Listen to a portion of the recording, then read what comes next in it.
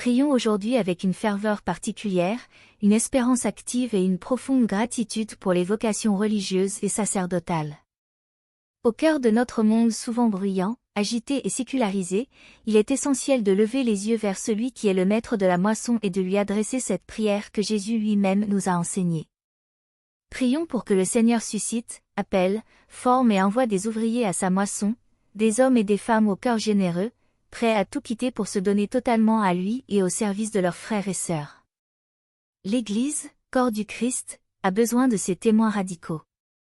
Le monde, souvent aveugle à l'essentiel, a besoin de ces phares qui rappellent, par leur simple existence, que Dieu existe, qu'il mérite qu'on lui consacre sa vie, et que le don total de soi est une source de joie profonde et de fécondité éternelle.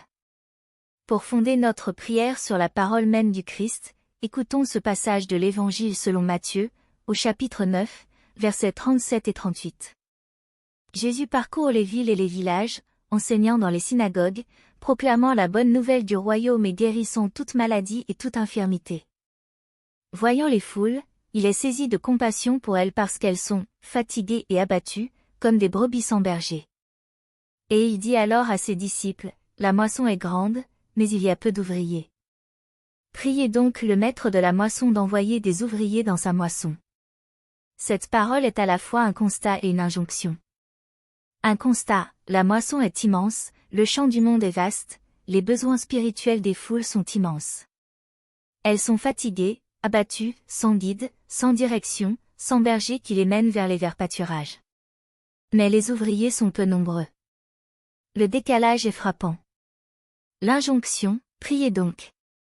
Jésus ne dit pas, organisez-vous donc pour en former plus, ni, faites donc de la publicité pour le métier. Il dit, priez. La première et principale réponse au manque d'ouvriers, c'est la prière. Parce que les vocations viennent de Dieu, elles sont un appel, une initiative divine. Notre rôle est de supplier le maître de la moisson, Dieu lui-même d'envoyer, de susciter ses ouvriers. La vocation est un mystère de grâce, une initiative de Dieu qui appelle, et une réponse de l'homme qui accepte librement.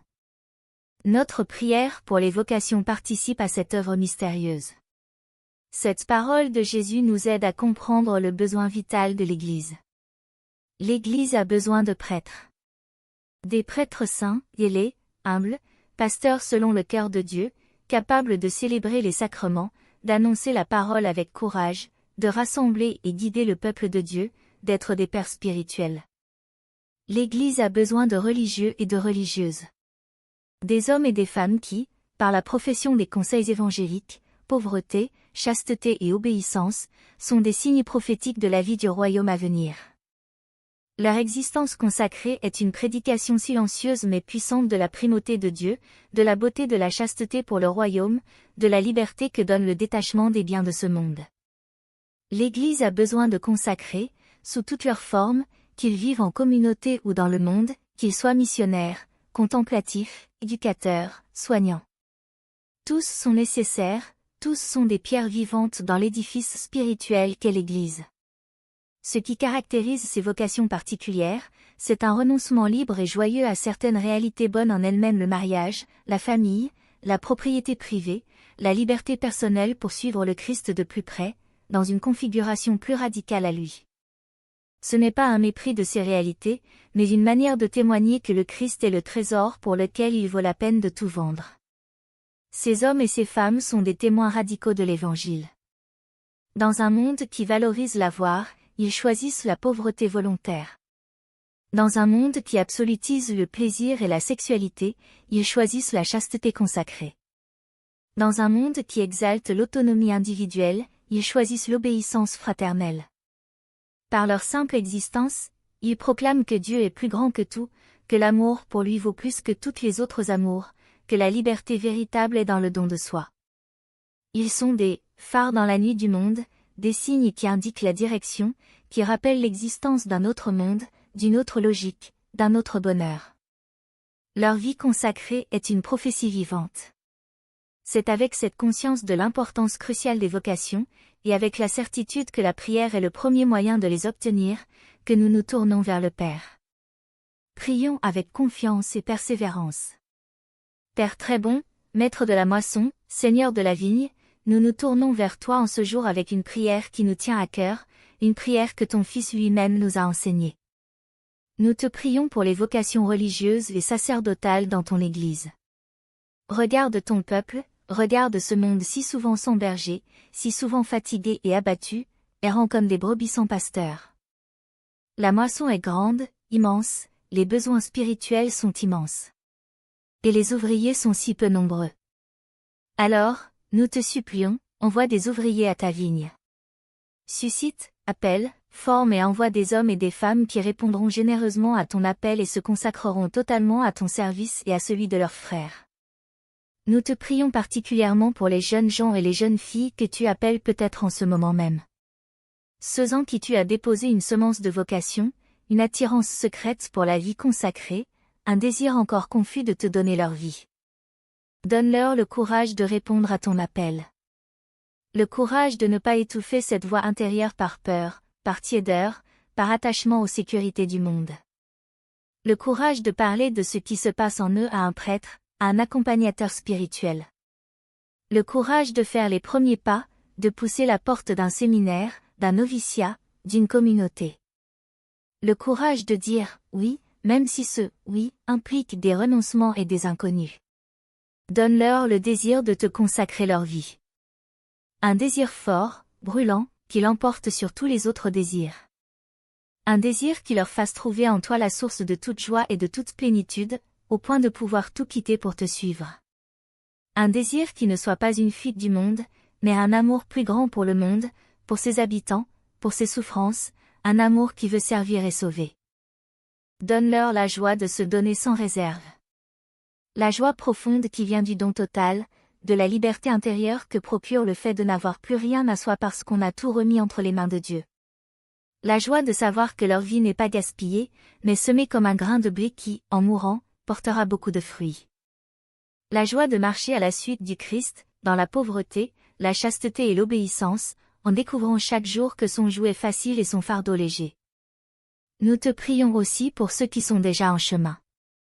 Pour les séminaristes, ces jeunes hommes qui se préparent au sacerdoce dans les années de formation. Soutiens-les dans leur formation. Donne-leur des formateurs sages, des études qui nourrissent leur foi et leur intelligence, des expériences pastorales qui les mettent en contact avec la réalité du peuple de Dieu. Protège-les des tentations du découragement, du doute, de la tiédeur. Qu'ils grandissent chaque jour en humanité, en spiritualité, en intelligence, en charité pastorale. Qu'ils deviennent des prêtres selon ton cœur. Pour les prêtres déjà en ministère. Affermis-les dans leur mission quotidienne. La charge est lourde, les attentes nombreuses, la solitude parfois pesante. Donne-leur la joie de célébrer les sacrements, de prêcher ta parole, de guider les communautés. Donne-leur la force de porter les fardeaux de leurs paroissiens, d'être des pères patients et miséricordieux.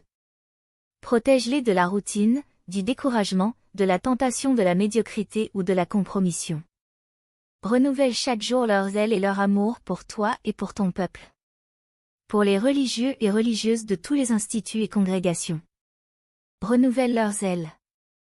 Qu'ils ne s'endorment pas dans l'habitude, mais qu'ils vivent leur consécration avec la ferveur des premiers jours.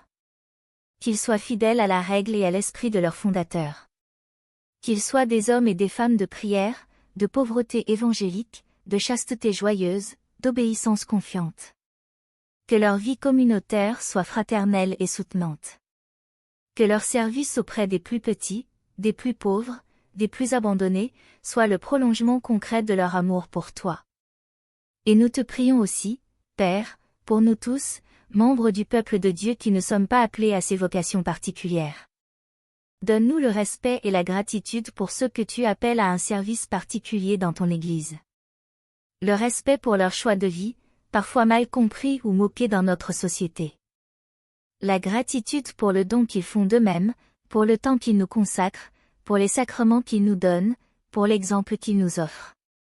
Que nous sachions les soutenir par notre prière, notre amitié, notre aide matérielle quand c'est possible, notre écoute et notre reconnaissance. Père, nous te confions toutes ces intentions. Que les vies consacrées que tu suscites soient des phares dans la nuit du monde. Des phares qui indiquent le port, qui éclaire la route, qui rassure les navigateurs perdus. Dans un monde souvent plongé dans les ténèbres de l'incroyance, du relativisme, du désespoir, que la lumière de leur consécration brille avec éclat. Que leur pauvreté volontaire dénonce l'idolâtrie de l'argent. Que leur chasteté prophétique rappelle que l'amour vrai est don et non possession. Que leur obéissance libre témoigne que la vraie liberté est dans l'abandon confiant à Dieu. Que leur vie consacrée soit des témoins de ton amour éternel. Un amour qui ne passe pas, qui ne se démode pas, qui ne se lasse pas. Un amour qui donne sang à toute existence, qui comble tous les désirs, qui ouvre à une espérance infinie.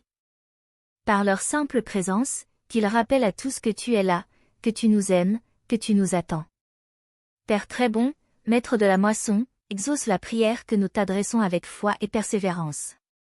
Suscite des vocations nombreuses et saintes. Bénis tous ceux et celles qui se sont déjà engagés sur ce chemin. Et conduis toute ton Église à la pleine réalisation de son mystère, dans la communion des saints, pour les siècles des siècles. Nous te le demandons par Jésus, le Christ, notre Seigneur, le bon pasteur qui a donné sa vie pour ses brebis, et qui vit et règne avec toi et le Saint-Esprit, maintenant et pour les siècles des siècles. Amen.